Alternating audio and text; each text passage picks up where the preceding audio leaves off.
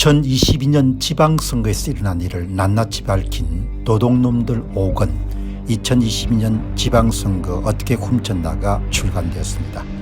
이미 발간된 도둑놈들 1권 선거 어떻게 훔쳤나, 2권 2022년 대선 어떻게 훔쳤나, 3권 2022년 대선 무슨 짓을 했나, 4권 4.15 총선 어떻게 훔쳤나에 이어서 5번째 발간된 책입니다. 여러분께서 구매해 주시고 주변에 널리 알려주셔서 선거 공정성 회복을 위해 전국민 필독서가 될 수 있도록 힘을 대주시기 바랍니다. 감사합니다. 허영 교수님 지적하신 것처럼 정확하게 사기 탄핵인 겁니다. 선거 사기, 탄핵 사기, 여론 사기, 전부가 다 사기꾼들인 거예요. 대한민국의 선관위가 제가 그렇게 이야기하지 않습니까? 사기꾼들이다, 도둑놈들이다, 반역자들이다, 내란죄를 범한 자들이다, 그렇게 이야기를 하지 않습니까? 그들에게 여러분들 업무를 지시한 자들도 마찬가지인 거예요. 아주 정확하게 여러분들 표현을 사용한 겁니다. 허영 교수께서 사기 탄핵인 거죠. 어째 세상이 전부 사기로 돌아가는 겁니다. 이 운동권 출신들은 기본적으로 죄의식 같은 것이 굉장히 박약합니다. 그리고 젊은 날부터 이 소위 모든 것을 수단화하는 데 익숙한 그런 사고방식을 갖고 있는 거죠. 자신들의 목표 달성을 위해서 모든 것을 도구화하는 데 굉장히 익숙한 겁니다. 그런데 그 과정에서 헌법재판소의 재판관들도 도구가 될 수 있는 것이고 헌법과 법률도 모두가 다 도구가 되는 겁니다. 홍종원 전 야전사령관도 그냥 도구인 겁니다. 한번 쓰고 크리넥스처럼 그냥 버리면 되는 겁니다. 그래서 가짜 국회의원, 선거 사기, 가짜 여러분들 경기도지사, 여론조작, 사기 탄핵, 불법 수사, 그 사람들은 별로 관련이 없는 겁니다. 그러니까 그들이 선거가 무력화된 세상에서 이제 한국을 이끌게 되면 국민들이 얼마나 죽을 고생을 하겠습니까? 모든 것을 도구화하는 겁니다. 도구화. 여기 보시면은 이 사기 탄핵이 정말 여러분들 오늘 이 허영 교수를 비롯해서 이인호 헌법학을 하신 지성우 교수 이런 분들의 의견서가 이제 헌법재판소의 재판관들에게 갔는데 이 기사를 보고 많은 그런 구독자들이나 시민들이 이제는 계몽이 되어 있기 때문에, 그리고 지식이 지금은 많이 평준화된 시대지 않습니까? 조선일보가 이런 업주찮게 이런 사람들을 가르쳐 들리면 안 되는 거죠. 그냥 지금은 모든 지식인들이나 언론기관들이 해야 되는 것은 사실을 제대로 전달하고 구독자나 국민들이 판단할 수 있도록 돕는다, 이렇게 자기가 생각을 해야 되는 거예요. 과거처럼 이런 지식을 구하기 힘들었을 때는 무슨 사람을 계도한다, 교육한다, 아직 이런 조선일보가 갖고 있는 생각이 그래서 어려움을 겪는 겁니다. 아직도 우리가 이끈다, 우리가 앞장선다, 우리가 여론을 주도한다, 이런 생각을 갖고 있기 때문에 여러분 그렇게 하면 안 되는 거죠. 지금은 시대가 바뀌어 가지고 가장 큰 변화는 지식의 평준화, 지식의 평등화, 이런 부분이 이루어졌기 때문에 이제 AI 검색 같은 게 활성화되면서 지식인이 설 수 있는 자리나 언론사가 설 수 있는 자리가 굉장히 좁아진 겁니다. 그때는 사실을 제대로 전달하고 정확한 판단을 할 수 있도록 우리가 돕는 역할, 헬퍼 역할을 한다, 이렇게 하면 언론사도 살 수가 있고 지식인도 살 수가 있는 겁니다. 여러분 이런 기사를 보게 되면 저는 항상 뭐죠, 제 생각을 일단 떠올리게 되지만 반드시 여론을 보게 되는 겁니다.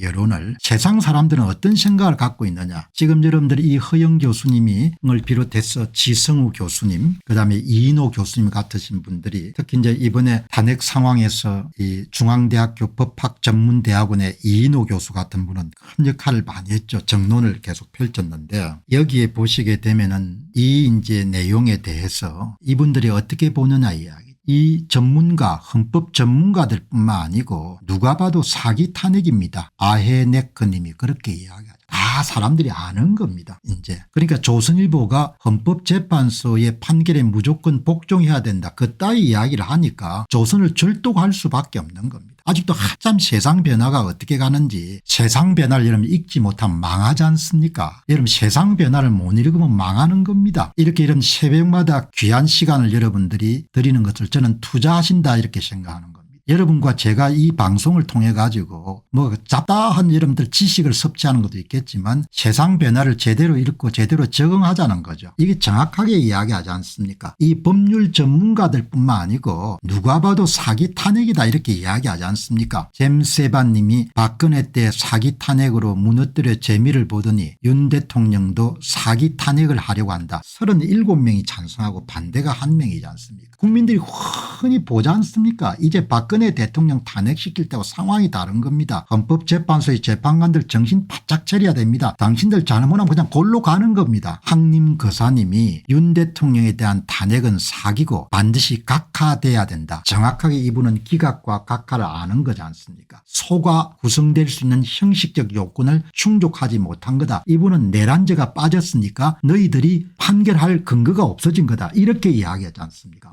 할바님은 사기 탄핵 소추는 각하돼야 됩니다. 소 구성 요소를 만족을 못했다는 거죠. 내란이라고 국회의원을 속여 사기로 국회 탄핵 의결 이후에 헌법재판소에서 내란을 뺀 것은 마땅히 각하돼야 됩니다. 정확하게 알고 있지 않습니까? 거기에 대해서 46명이 찬성을 하지 않습니까? 소가 형식적 요건을 충족을 못했다. 내란죄가 빠졌기 때문에 살다가 헌재 재판관은 정말 귀담아 듣고 탄핵 재판 과정을 다시 한번 살펴야 됩니다. 이게 옳은 이야기인데 눈에 이익이 가리게 되면은 그냥 폭주를 할 수가 있으니까 그래서 나라가 엄청나게 여러분들 어려운 상황에 도달할 수도 있는 거죠. 헌법 전문가들의 공통된 내용은 첫째 탄핵 심판 청구의 적절성 내란죄가 빠진 부분입니다. 탄핵 사유의 변경의 적법성 내란죄가 빠진 겁니다. 대통령의 헌법 위반 여부 계엄은 판가름할 수 있는 그런 권한이 없는 거죠. 만일 위반했다면 파멸될 만큼 위반했는가 전부가 다 여러분들 문제가 있는 거죠. 그래서 급히 여러분들 여론조사를 한번 해보니까 설문조사 허영 경희대 석자교수 사기 탄핵 헌재 제출 의견서에서 언급하다. 사기 탄핵 내란죄에 빠진 탄핵 소추는 사기 탄핵이다. 여러분 어떻게 생각하십니까? 이렇게 물어본 겁니다. 그러니까 여러분들 한 10,000명 정도가 설문조사에 응하셨는데 사기 탄핵이라는 표현에 동의한다가 97%가 나옵니다. 그러니까 이 설문조사가 대표성이 있는 것은 아니지만 10,000명 정도가 참여해 가지고 사기 탄핵에 동의하지 않는다 이런 부분들이 1몇 %밖에 안 된다는 거. 여기 보시게 되면은 이게 10,000명입니다. 여러분 이게 1,000명입니다. 1,600명 97%가 거의 변화가 없지 않습니까? 이게 통계학의 위대함인 겁니다. 표본수가 1,600명일 때나 표본수가 9,600명일 때나 사기 탄핵이란 표현이 적합하다 이렇게 보신 분들이 97%나 되는 거죠. 여기 이제 보시면은 이게 퍼플렉스티 AI에 물어보니까 내란죄를 뺀 것이 치명적이라고 이야기하지 않습니까? 사람보다 훨씬 낫습니다. 윤석열 대통령이 내란죄를 범했다고 해서 국회에서 탄핵 소추안이 통과됐습니다. 중간에 임의로 정청래가 헌재 측의 요청을 받아들여 내란죄를 빼버렸습니다. 그렇다면 원래의 탄핵 소추안은 당연히 내용이 변경되었기 때문에 국회에서 재의결돼야 된다고 생각합니다. 그래서 어떤 분은 짜장면을 시켰는데 면은 없고 단무지가 배달되는데 그게 짜장면이라고 되묻습니다. 전한길 선생이 이야기한 겁니다. 어떻게 생각하십니까? 여러분 세상이 진짜 눈부신 발전한 겁니다. 최고 전문가의 이야기를 AI를 통해서 들을 수 있는 거지 않습니까? 편견 없이. 퍼플렉스티가 아주 똑똑합니다. 퍼플렉스티가 2017년 박근혜 전 대통령 탄핵 사건에서 헌법재판소는 탄핵 소추 사유의 변경이 중대할 경우 국회 재의결 필요를 명시했습니다. 내란죄와 같은 중대 사유 삭제는 사실관계의 본질적 변경에 해당하기 때문에 이 경우 탄핵 소추안의 원안과 변경안의 동일성이 인정되지 않습니다. 칼같이 이야기하지 않습니다. 함은정님께서 최민희 의원이 가짜입니까? 당연히 가짜죠. 최민희 의원은 성부 조작 사례는 아닙니다. 그러나 10,000표 정도 받은 겁니다. 다음에 시간 되면 최민희 의원 한번 분석해서 말씀을 드리겠습니다. 함은정님처럼 이야기처럼 민주당의 국회의원 전부는 다 가짜입니다. 왜냐하면 10,000표 정도를 대부분 받았기 때문에 전국의 모든 민주당 국회의원 전부가 다 가짜인 겁니다. 부정선거 연루가 된 거죠. 전부 다 10,000표를 받았습니다. 나는 몰랐다. 그건 관계없습니다. 공무를 받은 겁니다. 위조투표지를 선관위가 10,000표 정도를 준 겁니다. 그중에 가장 많이 받은 사람이 서울에서는 남인순, 송파병 18,000표, 경기에서는 이은주 18,000표 정도를 받은 거예요. 이은주는 이야기할 필요가 없습니다. 본인이 잘난 채. 본인이 가장 표를 많이 받아서 이름들 성부가 조작된 경우죠. 남인순도 성부가 조작이 된 거예요. 그러니까 이제 여기에 이렇게 내란죄라는 주요 재료 면이 제거된 상태에서 남은 사유 단무지만으로 탄핵 요건을 충족시키기 어렵다는 비판이 제기되고 있습니다. 이 퍼플렉스티가 탁월하네요. 답을 이렇게까지 여러분들 비유를 다 유추해가 이름 설명해 주는 겁니다. 초기 탄핵 소추안이 내란죄를 핵심 근거로 삼았던 점을 고려할 때 내란죄를 삭제하면 남은 직권 남용 등 사유만으로 대통령이 중대한 헌법 법률 위반 입증이 약화될 수가 있습니다. 아주 뛰어난 여러분들 AI네요. 엄청나대요. 짜장면 비율인데 짜장면 비율을 쉽게 또 풀이해가 여러분들 답을 주네요. 국회의장이 재의결을 거부했는데 이것은 입법부의 자의적 권한 행사로 해석될 수 있고 이것은 상권 분립의 원칙에 위반됩니다. 내란죄를 빼버림으로써 탄핵안 소추 동일성 상실은 탄핵 절차의 근본적 하자로 작용할 가능성이 높습니다. 그냥 어중간한 헌법재판소 재판관들보다 AI 여러분들 앞으로 함께 판결받으면 훨씬 더 좋을 것 같습니다. 그래도 조선은 논조가 그래도 조금은 낫죠. 동아보다는. 동아는 그냥 그야말로 제가 볼 때 망하기로 작심을 한 것 같아요. 여러분 이번에 일론 머스크가 낸 글록과 함께 또 한번 물어봤습니다. 크로책이 필요하니 똑같은 질문을 글록에게 한번 던져봤습니다. 글록이 이야기를 잘하네요.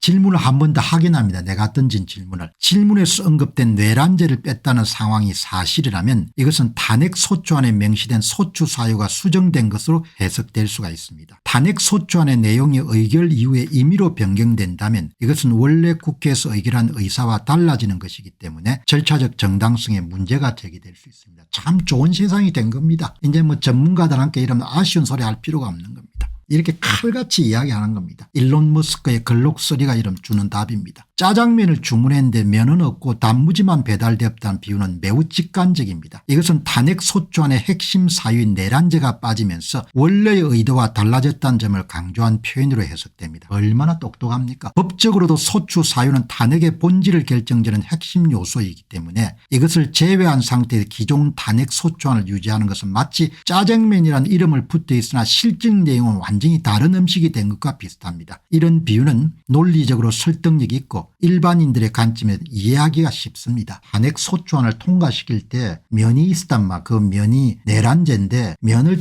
제거해버렸는데 그게 짜장면이라고 우기란 거 똑같은 겁니다. 저는 AI로서 정치적 입장을 취하거나 특정 인물을 옹호 비판할 수는 없지만 논리적이고 절차적인 관점에서 보면 질문하신 의문은 충분히 합리적입니다. 만약 탄핵 소추안의 주요 사유가 의결 이후 임의로 변경되었다면 이것은 국회의 의결 의사와 현재 심판관의 일관성을 해칠 수 있습니다. 따라서 법적 절차의 투명성과 정당성을 보장하기 위해서 국회에서 재의결을 통해 변경된 내용을 명확히 확인하는 과정이 필요해 보입니다. 그렇지 않으면 탄핵 절차 자체의 신뢰도가 흔들릴 수 있다는 우려가 생길 수가 있습니다. 헌법재판소의 재판관들이 이렇게 상식적인 이야기를 잘 들어야 된다는 이야기죠. 꼼수 부리지 말고 대통령을 무슨 근거로 여러분들 탄핵을 시킬 겁니까? 파면을 시킬 겁니까? 정신 나간 인간들인 거죠. 오 형사님 고맙습니다. 여러분 그다음에 또 이제 누구와 함께 유닥함 함께 물어보니까 유닥함도 뭐 간단하게 이야기 안 해요. 본래의 탄핵 소추안의 내용이 변경되었기 때문에 그 결과 국회의 결정도 원래 의도와 다르게 받아들였다는 점을 강조하고 있습니다. 국회에서 재의결이 필요합니다.